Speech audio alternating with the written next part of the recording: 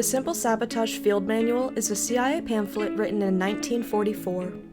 It was largely used during and after World War I, given to citizen resistance groups by the CIA to aid in the disruption of their enemies.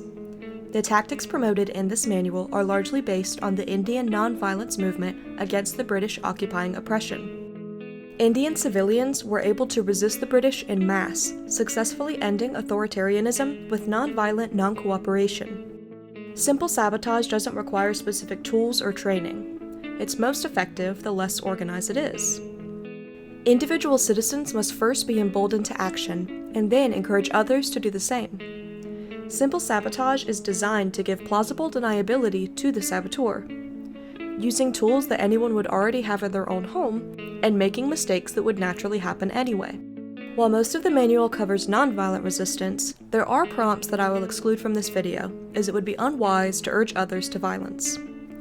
A full reading of this pamphlet, as it was written, is available on the channel. You will be able to listen to it in its entirety and make your own plans for action moving forward.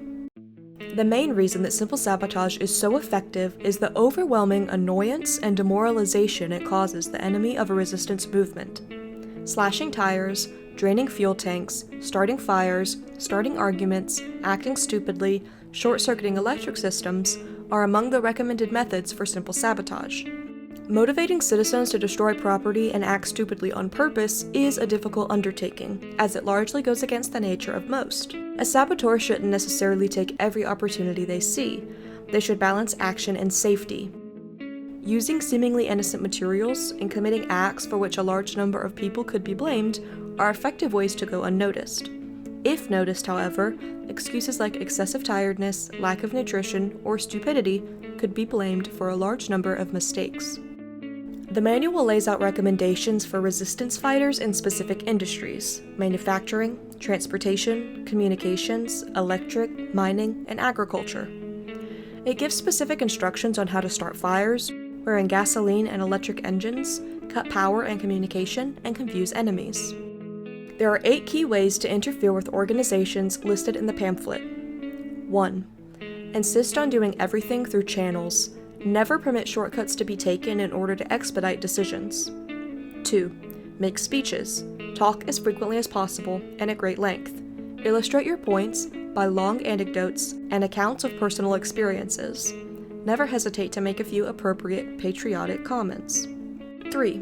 When possible, refer all matters to committees for further study and consideration. Attempt to make these committees as large as possible, never less than 5. 4. Bring up relevant issues as frequently as possible. 5. Haggle over precise wordings of communications, minutes, resolutions. 6. Refer back to matters decided upon at the last meeting and attempt to reopen the question of the advisability of that decision. 7. Advocate caution. Be reasonable and urge your fellow conferees to be reasonable. Avoid haste, which might result in embarrassments or difficulties later on. 8.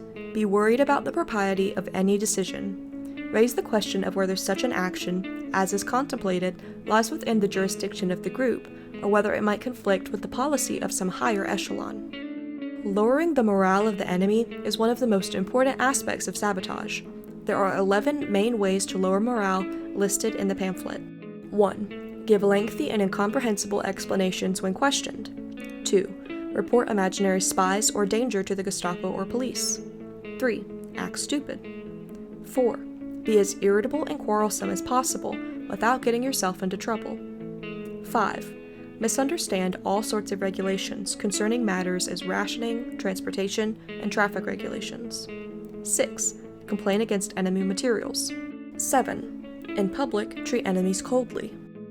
8. Stop all conversation when enemies enter a room. 9. Cry and sob hysterically at every occasion, especially when confronted by government clerks. 10. Boycott all movies, entertainments, concerts, newspapers, which are in any way connected with enemy authorities. 11. Do not cooperate in salvage schemes.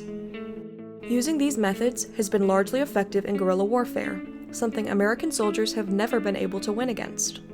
While America currently has yet to descend into full authoritarian fascism, it is getting closer by the day. As much as I hope these methods will not need to be used largely by American citizens, I believe it equally important to equip citizens for that possibility.